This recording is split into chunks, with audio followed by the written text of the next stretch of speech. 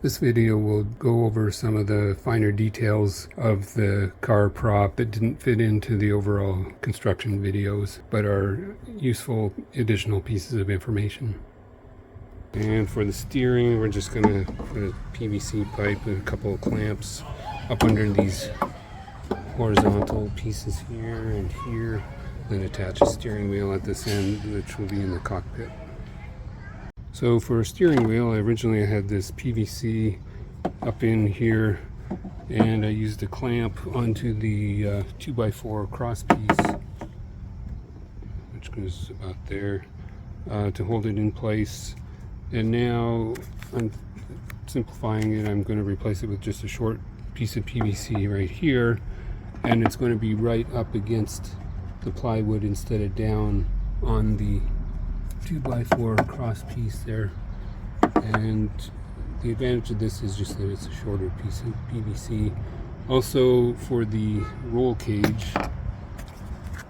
aka windshield, I'm going to use an end cap and screw it in here and have a short piece of PVC, and then take some foam insulation and bend it around kind of a horseshoe shape or a U shape to go around there. That looks more like the roll cage on a real F1 car.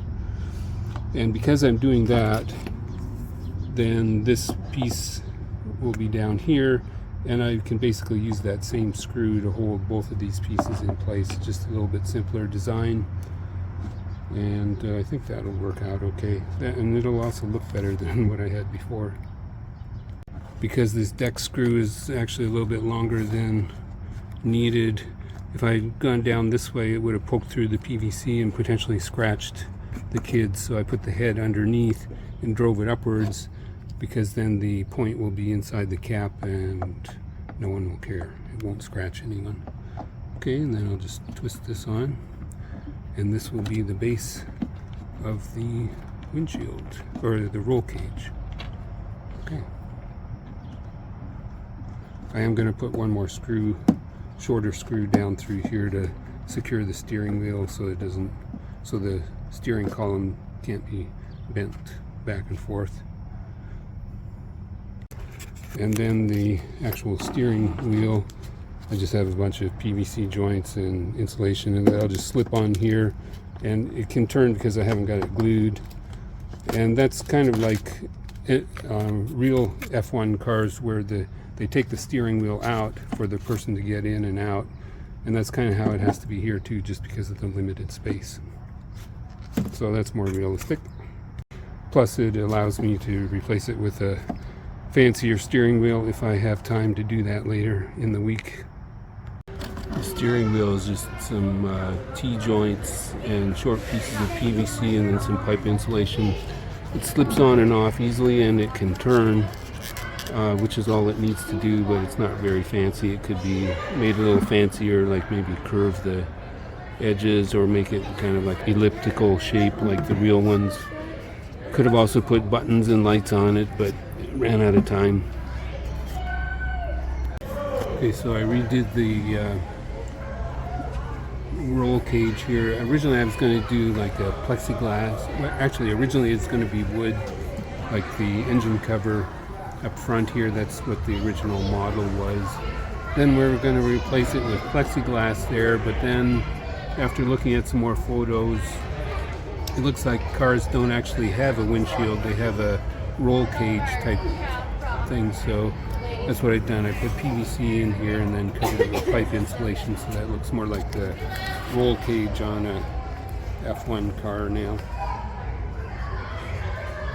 So I noticed that some of the kids will stand on the blue area. That's fine, and then climb over. That works well. Some can stand on the plywood top. That works well. Some lean on this. It's not too sturdy, so it needs to be reinforced. And some lean on this, which is also not a whole too sturdy. So this probably needs to be reinforced in here. That would be easy enough to do. If there had been time, it would have been nice to have incorporated something like this into the actual car, so that, like, if the steering or the brakes are activated, then it affects the motion of the little race car icons, but probably overkill for this application. Another obvious addition would be to put a screen right in front of the car. Yeah, like a video of something like this, even interactive, where if you turn the steering wheel, it turns the car to the left or right. That would have been a nice addition, but not needed for this application. Or put a pit scene in front of the car, and then the driver feels more like they are actually in the car. Okay, now to turn some of these miscellaneous supplies into a pit stop area scene.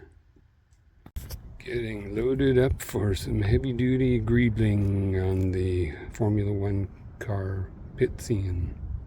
So in terms of optional accessories, I've got this secured area back here just for looks. I was also going to use this mattress frame as kind of like a cargo area, but didn't really finish using that. I also built this service boom, I guess you call it, just out of a few boxes stacked up, and then there's a 2x4 inside to keep it stiff. Got some old solar lights, and then a little panel here just to simulate.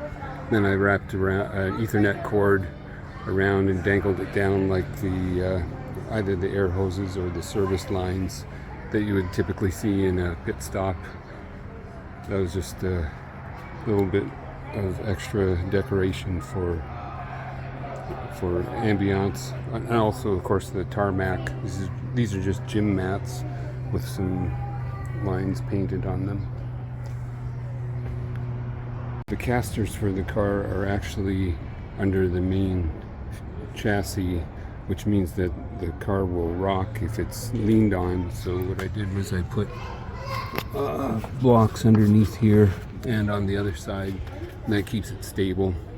But it is on casters, so it could be moved.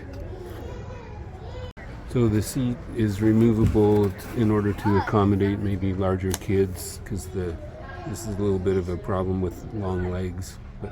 And then there's also a storage area back here, or it can be used for storage.